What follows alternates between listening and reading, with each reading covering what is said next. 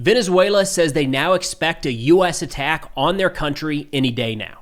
They argued this afternoon at the United Nations that the U.S. is planning a regime change operation to seize Venezuelan natural resources.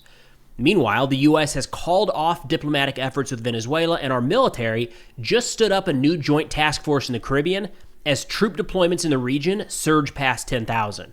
There's a lot of indications that we are heading towards war, so let's take a look at where things stand.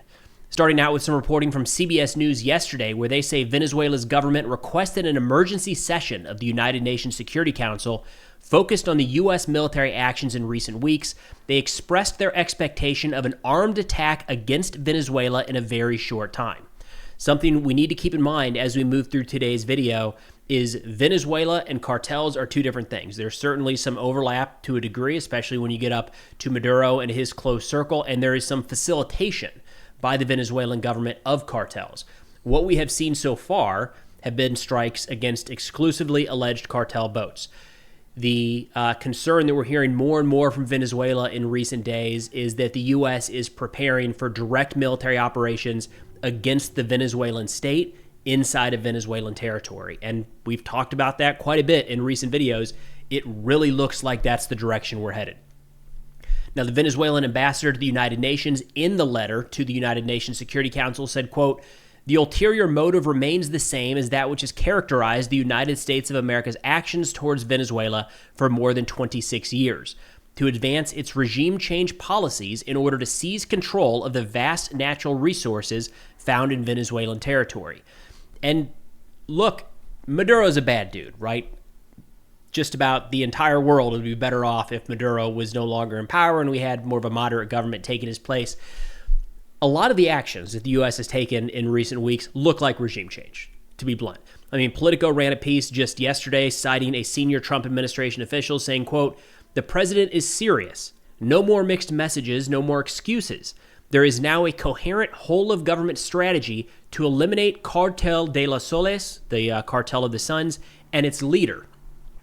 That cartel, we have alleged, is run by Maduro. So the leader of that cartel is President Nicolas Maduro.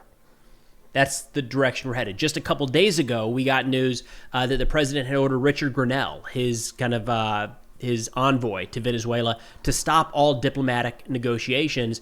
And we just got a new article in the New York Times talking about how during the course of those negotiations, Maduro offered to the president, to the United States, a stake in Venezuela's oil and mineral wealth in order to prevent military operations. They say under a deal discussed between senior U.S. officials and Maduro's top aides, Maduro offered to open up all existing and future oil and gold projects to American companies, give preferential contracts to American businesses, reverse the flow of Venezuelan oil exports from China to the United States, and slash his country's energy and mining contracts with the Chinese, Iranian, and Russian firms. Now, they say, again, all of this is anonymous officials, so we need to take that with a grain of salt. They say this article is based on interviews with more than a dozen American and Venezuelan representatives. So that's something to keep in mind here. They say one U.S. official called the reports not an accurate assessment of what took place. So we need to be cautious with all of this. They add that a person familiar with the negotiations said Maduro initially wavered on the U.S. demand to limit economic ties with China, Russia, and Iran, but eventually he saw that loosening those alliances was an inevitable price for avoiding direct military intervention by the United States. To maximize income in the face of U.S. pressure, Venezuela has also stopped sending oil to Cuba, worsening acute electricity shortages in the allied nation. Again, a lot of that kind of lines up with Venezuela seems to be like, what do we have to do? What do you need from us? Now, the reporting we had last week about the U.S. calling off diplomatic relations laid out that 3 items had not been met by the Maduro regime. First off, Maduro was not stepping down from power. Again, it seems to me like the focus has been, let's exert some pressure on Venezuela and hopefully somebody rises up within or Maduro voluntarily steps down. That hasn't happened, but that seems to be one of the demands. Another demand, again reported last week, was access to Venezuela's natural resources. And the third was the Venezuelan government direct support for drug trafficking in the region. So the one that we're seeing more and more talk about these resources, haven't really seen any effects from Venezuela at this point to clamping down on the drug trade or, of course, anything about Maduro stepping down.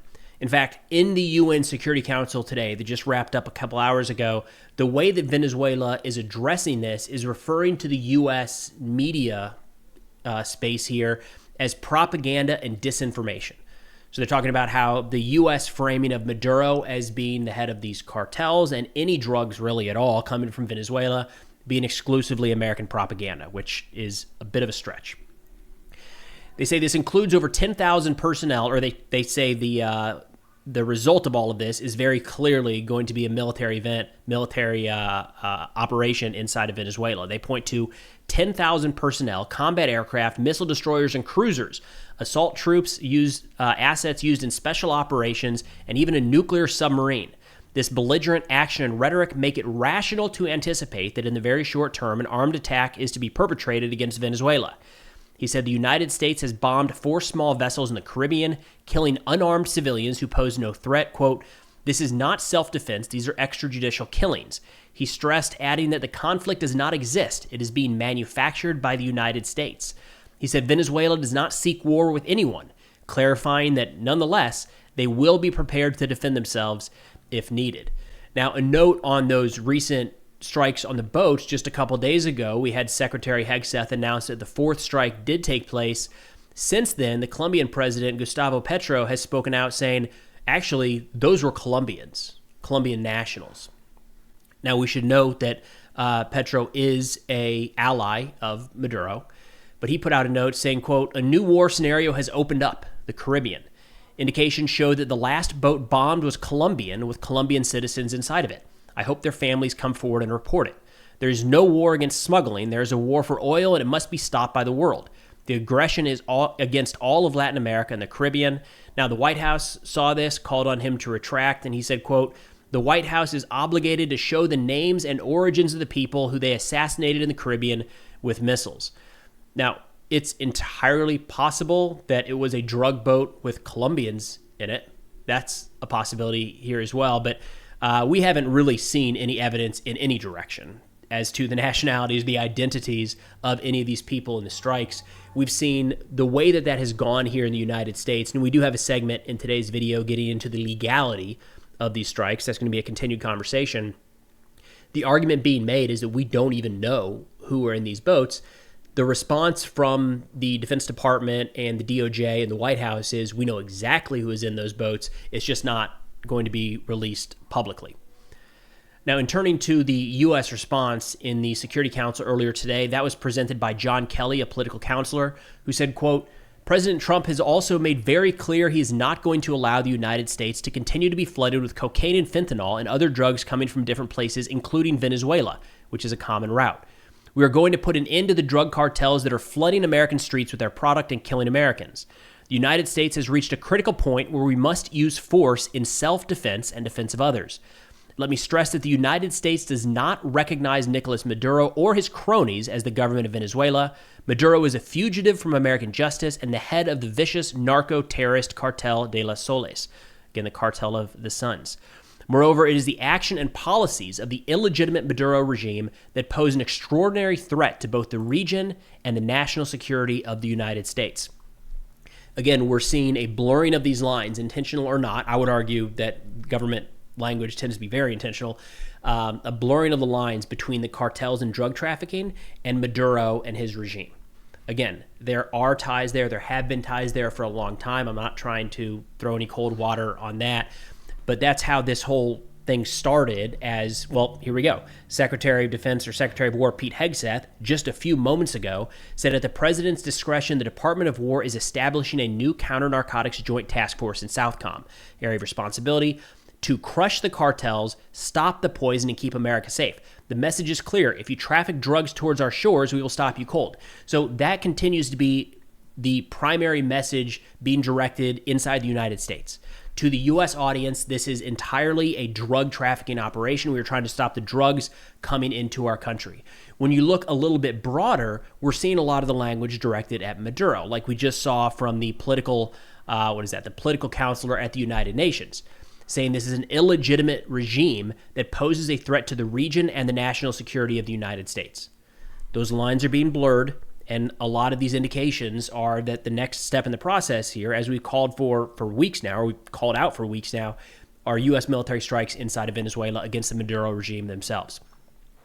Now, the New York Times, in some reporting yesterday, this wasn't even the focus of their report, happened to mention that the Pentagon has confirmed that there are 10,000 U.S. troops now forward deployed in the Caribbean. Now, that is well below the 50,000 mark suggested by CSIS that we went over in a recent video, where they said at least 50,000 troops would be needed to carry out any sort of effective invasion or even large raid inside of Venezuelan territory. So we're not there. But this is a pretty significant jump from the 6,000 that was estimated to be in the region just a couple days ago. Again, it's not that far away, so it's not that hard to plus up U.S. troops in the region, but we are seeing a continued surge of U.S. military forces focused on this operation in Southcom. Now, in talking about the possibilities of what this regime change could look like and how we're seeing more and more of the conversation shift that direction, Fox News hit on this as well in a piece where they cite Ryan Berg, the director of the Americas program at the Center for Strategic and International Studies, CSIS again, where they said Washington's evolving approach reflects a growing willingness to confront the Maduro regime directly. They say publicly the White House says the latest strikes in the Caribbean are aimed at cartel infrastructure. Privately, some analysts suspect the campaign is calibrated to do something else, weaken longtime U.S. foe Nicolas Maduro's grip on power. They quote Berg here saying, quote, "There appears to be growing appetite to confront Maduro's regime directly, including potentially land-based strikes within Venezuela. The force posture currently in the Southern Caribbean is consistent with the potential for precision strikes using Tomahawk missiles or other weapons, but without risking the lives of U.S. service personnel. Behind the scenes," Berg noted, the administration has taken steps to prepare the legal ground for such action. Quote, "The clearest signal yet is the legal justification for a non-international armed conflict. That tells us several departments' Office of Legal Counsel were tasked with building the case for potential strikes." We went over that in a previous video as well. A note here, though, I don't think it is ever safe to say without the risk of lives of U.S. service personnel. Everything our service members do at home and abroad, just training missions, are dangerous. Okay, so it might be a limited risk of U.S. personnel losing their lives, especially if we're using standoff munitions like Tomahawks. But make no mistake, I don't want to brush that aside. Everyone on that ship firing the Tomahawk is at risk. They're firing a massive missile, and things can go wrong, right? We're very good. Our soldiers, sailors, airmen, and Marines are very effective, very well trained, but in no place at all is it appropriate to say that there is no risk to our service members. Every day that they are carrying out operations or training, they are at risk. When they go into a hostile environment like this, even with standoff munitions, they are at risk. Now, The Guardian had a piece here talking about how we need to not underestimate what might actually be involved, what might be required here to oust the Maduro regime. And we are seeing a lot of talk. In fact, the Venezuelan opposition leader was just awarded the Nobel Peace Prize earlier today. So that's the person that potentially would step in place of Maduro should the Maduro regime fall. And I think there's been a lot of wish casting recently that maybe if there's a little pressure, they'll just topple and then everything will be better. There's a lot of different directions this can go. And David Smild, a Tulane University Venezuela specialist, said that some members of the administration seemed convinced by the absurd idea that Maduro was hanging on by threads and that regime change could be achieved with just a few limited strikes. He said, quote, "This is the mentality that thought that Iraq under Saddam Hussein was a house of cards and Iraq would be a cakewalk once you got rid of Saddam Hussein or took Baghdad." And we're seeing a lot of this similar language echoed inside of Venezuela. We're seeing officials just recently held up like a counterinsurgency manual when talking about we're ready to defend every square inch of our territory. Of course, there's been training of local militias, and I'm not trying to pretend like a local with 1 hour of training on an AK is going to stand up to any U.S. military force. But the concern here, of course, is it is a large country. There's a lot of factions operating inside of Venezuela, a lot of armed factions inside of Venezuela. It would be complex, to say the least, and likely pretty deadly and pretty dangerous for any U.S. forces that go in there. It would not be a cakewalk. And you know what? Assuming that any military operation is a cakewalk is a recipe for disaster. So at baseline, we need to start there. Now, I did mention we were going to get into a little bit of the legal justification here. This continues to be a conversation. And just a couple days ago, the Senate voted down a war powers resolution that was brought forward designed to block President Trump's strikes, specifically in this case in the Caribbean. This is some reporting here. Let's see, we've got a bunch of different outlets. CBS, New York Times, and NPR covered this, where they say Democrats forced a vote on the issue under the War Powers Act. In a 48-51 vote, the effort failed to garner enough support to move forward. Republican Senators Rand Paul and Lisa Murkowski voted with nearly all Democrats in favor, while Democratic Senator Fetterman of Pennsylvania joined Republicans in opposing it. The resolution was led by Senator Schiff of California and Senator Kaine of Virginia, and would have blocked the U.S. military from engaging in hostilities with any non-state organization engaged in the promotion, trafficking, and distribution of illegal drugs and other related activities without congressional authorization. Now, we do have some direct quotes from people arguing in favor of this resolution that failed. There wasn't really anybody arguing against it with anything like new or extraordinary. Essentially, it was the president has the legal authority to do this. These drugs and cartels pose a direct threat to the United States. Let's move on. There is a little more nuance to those arguing in favor of this resolution, but something I want to call out here is, even that language there, trying to prevent the military from engaging in hostilities with organizations trafficking and distributing illegal drugs. That's a tough stand to take. I got it. You can see how easy of an argument that is to the American people of we're going to kill people that are bringing illegal drugs into the country. You want to stand up for the traffickers? You want to stand up for the cartels? Believe me, I've seen it. I've seen it in the video comments. Look at Preston standing up for the cartels, right? Oh man, no, it's the law. I think the law is the important thing here, but you can see it is a very challenging argument for these people to make, for our congressional leaders to make. Senator Schiff on the Caribbean strike said, quote, "There has been no authorization to use force by Congress in this way. I feel it is plainly unconstitutional." Senator Kaine said, quote, "The White House does not maintain that there are any congressional authorization. These military actions should stop unless authorized by Congress. Not stopped, period, permanently forever. Can't do them stopped unless authorized by congressional action." And then Rand Paul said, quote, "Is it too much to ask the names of those we kill before we kill them, to know what evidence exists of their guilt?"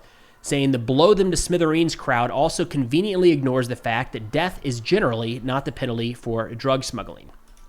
So I've voiced my personal opinion here in the past. I think that this is something that we should give back to Congress, and it's a mistake. Administration after administration, Congress after Congress, president after president has, I think, incorrectly held on to those powers granted post 9/11, and we should be doing a better job of trying to wrestle that back to Congress. So I like that this fight is ongoing. It seems personally, it seems destined to fail in this particular instance, but either way, there's a lot happening in the South. Every indication I'm seeing right now shows that the next step in this escalation is going to be direct military strikes inside of Venezuela, likely against cartel facilities.